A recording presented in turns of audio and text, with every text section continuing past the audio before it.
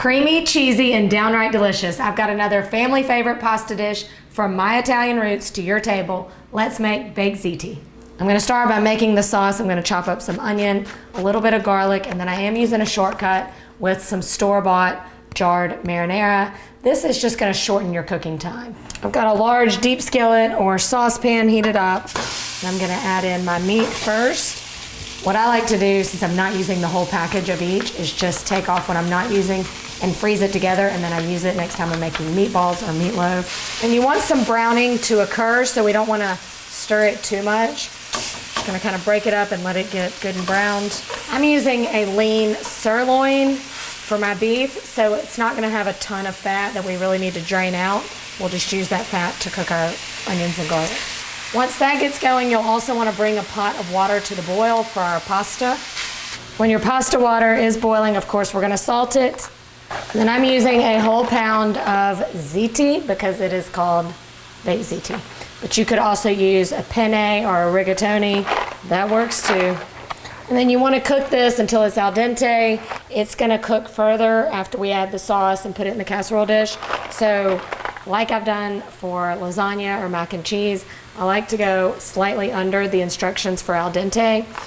This calls for 10 minutes al dente. I'm going to do about 8. Don't oil your pasta water. That's a whole nother story.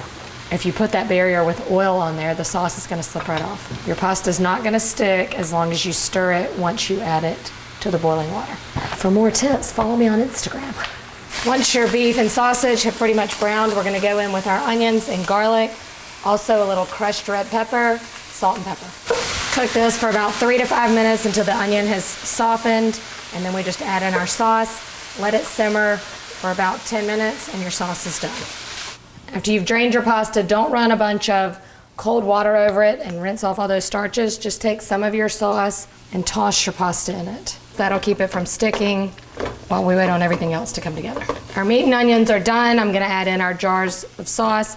Don't worry about the little browning that has occurred in the pan. That's just flavor, and this is gonna help release all that. Also, you're gonna add about a 1/4 cup of water to each jar, shake it up and pour it in. You know, you gotta get every last bit out. Lifts right off. That's it. This is gonna cook for just about 10 minutes just to kind of marry all those flavors together. I make my cheesy layer similar to how I do for lasagna. So that is going to be ricotta cheese with an egg, a little bit of grated Parmesan, season it up with a little salt and pepper, and then I like to freshen it up with a little bit of parsley and fresh basil.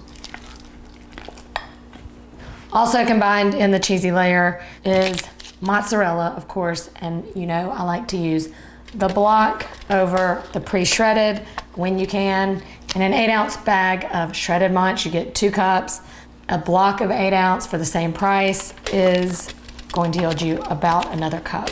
Prep is done. Now it's time to layer it up and bake it up.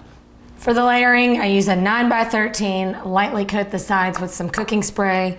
We're gonna go down with about 1/2 cup of sauce in the bottom, and we're gonna take about 2 cups of our meat sauce and toss it with our pasta. Then we add 1/2 of that pasta mixture right on top of that little bit of sauce.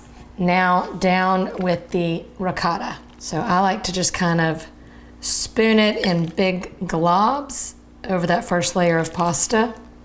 And then just spread it out a little bit, then sprinkle about 1 cup to 1.5 cups of your mozzarella.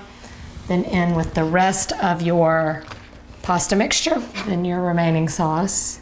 The sauce is going to get in there with that creamy cheese, and it just kind of, you know, makes something magical. All right, and then we're gonna top it with the rest of our mozzarella and then a little more grated Parmesan. If you want to make this ahead of time, you can stop right here, let it cool, and then just wrap it up. You can freeze it or just refrigerate it for a couple days. This goes in at 375 degrees. It's all warm and cooked at this point, so this is not gonna take more than probably half an hour at the most. If you did this ahead of time and refrigerated it, you're gonna need to probably double that cook time at least. Look at this bubbly goodness. It smells so good.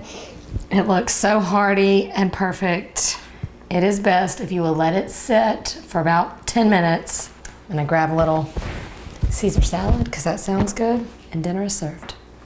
Look how gooey and cheesy this is. It's got a little bit of the crust on top, super saucy, little basil to make it fancy.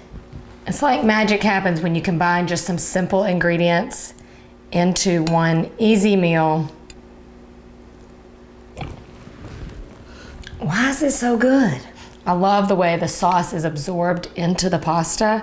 This is not your typical baked ziti. This is not something you're just gonna pick up from, the grab and go casserole place. This one has love in it and you can taste it.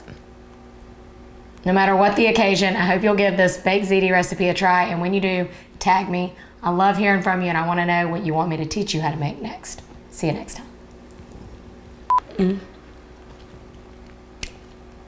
It's just good.